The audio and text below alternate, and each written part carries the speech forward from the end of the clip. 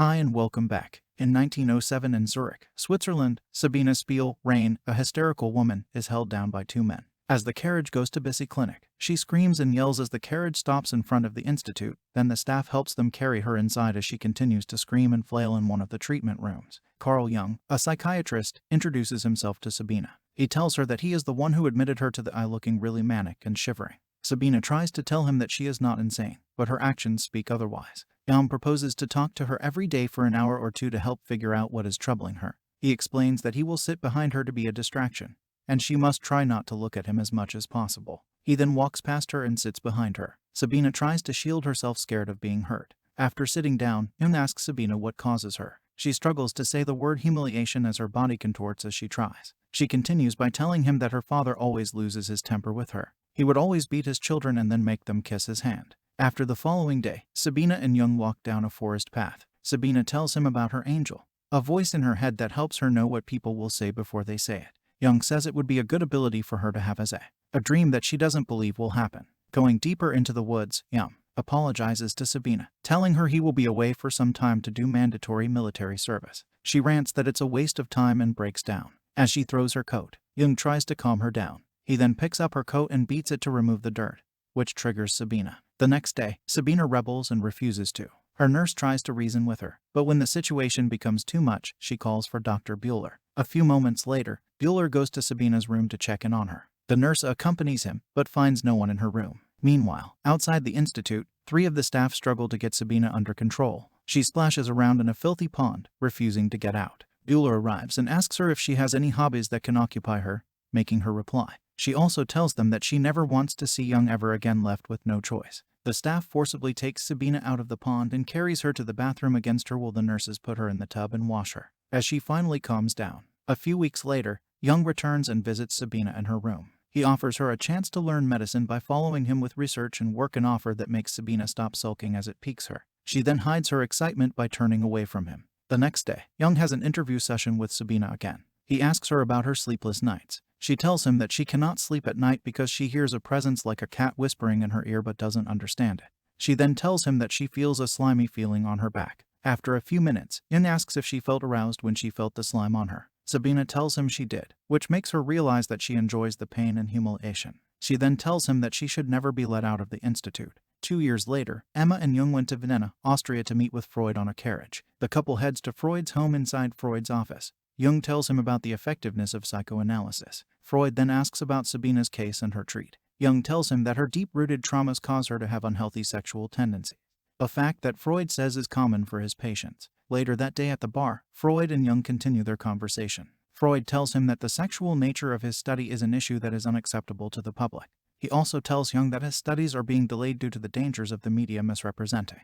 That night in Freud's office, Jung tells him about a dream he had of a horse being slowed down by a log, a carriage, and a horse with a rider. Freud deduces that the horse represents Jung and the things slowing him down are his wife, children, and potential children in the future. As for the log, Freud tells him that it might represent his penis as a symbol of fertility. Back in Switzerland, Jung meets up with Sabina and discusses his meeting with F. He tells her that he thinks there's more about the study than the sexual aspects of it. But Sabina argues that Freud is right and that her case proves it. A few days later, Otto Gross, a drug-fueled doctor who uses sexual methods in his study, is sent to be admitted to Bentley. Along with his arrival is a letter from Freud instructing them that Otto should not be released until he takes charge of his case in October. They should also be careful because he can be At Y's office, Jung tries to interview Gross, who seems very uninterested and claims nothing is wrong with him. During the interview, Gross goes around the office and through his stuff. He even steals some pills from Jung's drawer and tosses his mail. Around that night, Otto and Jung smoke together and talk about their differences in opinion. Otto tries to convince him that monogamy restricts people from freedom. Jung argues that their job is to treat people, even bringing up the story about Otto's patient who took her own. With no regret or remorse in his voice, Otto tells him that he only gave her the release she wanted.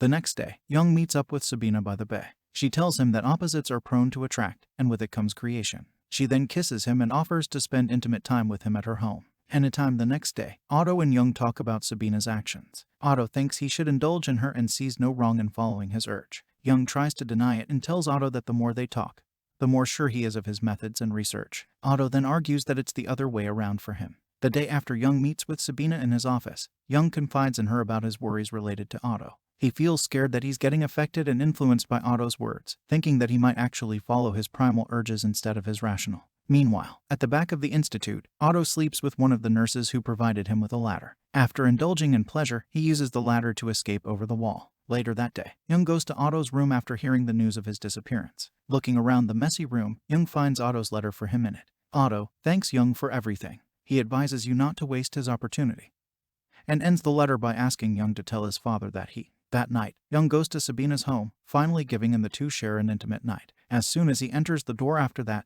Jung visits Sabina again. She kisses him, but he tries to stop her and seriously tells her to end their affair. However, she doesn't listen to him and only tries to seduce him more. A few days later, Emma gives birth to Jung's first son, and Jung happily comes home to them. Emma then asks if he'll return to her now that they have a few months later, Jung meets with Freud again. Freud admits that it's a mistake to send Otto to him. However, Jung tells him that he's actually grateful that he did because it helped him be certain of his decision. Freud then tells him without Otto around, Jung is now the successor to his work that night. Jung and Freud get into an argument. Jung tells him that there has to be something more to psychoanalysis than the sexual aspect of it. He tries to make Freud understand that there is no such thing as coincidence. Freud argues that their study is so fragile that they should only study things based on science. A few days later, Jung takes Freud on a boat ride while on the boat. Freud tells Jung about the rumors of him and Sabina, but Jung denies the allegations. Freud then tells him that he also doesn't believe it, and that's what he's been telling everyone. The next day, Jung goes to meet with Sabina intending to end there. Sabina begs him not to go, but Jung is persistent, not wanting to ruin his career. He then leaves as she starts breaking down the next morning while eating breakfast.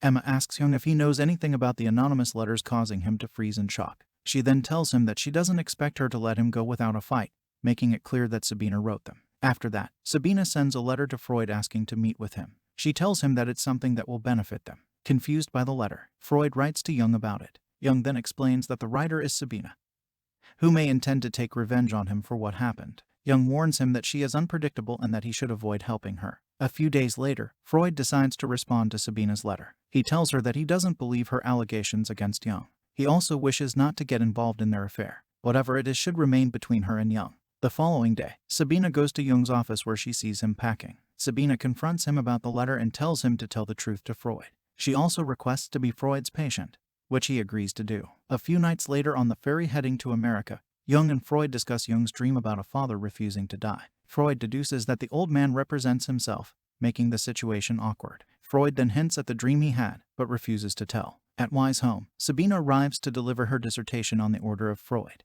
She tells him that Freud believes it's what Jung needs for his yearbook. They then agree to work on it together, trying to brush past their history. On Tuesday of the following week, Jung and Sabina work on her paperwork to publish it. The two enjoy working on it together, eventually falling back into their old habits of indulging each other. Later that day, Sabina tells him about her plan to leave Zurich after graduate, then starts breaking down, finally admitting how he feels about her 2 years later in Vienna. Freud commends Sabina's study, but also criticizes her for adding religion to it. She then asks if that's what he and Jung had a dispute about, which he denies. He admits that he was mistaken about him as his successor. He then changes the subject by offering 2 of his patients for her to treat. In September, Jung strikes a conversation with Freud about his discussion on AC. He tries to explain that there might be something more to it, like a son wanting to surpass his parent and move on with his life. Freud then points out that's the reason why he was not credited in Jung's book. Jung explains that he did it because he thinks Freud is already famous and doesn't need to mention him anymore. A few moments later, the two continue to argue until Freud has a stroke, collapsing to the ground.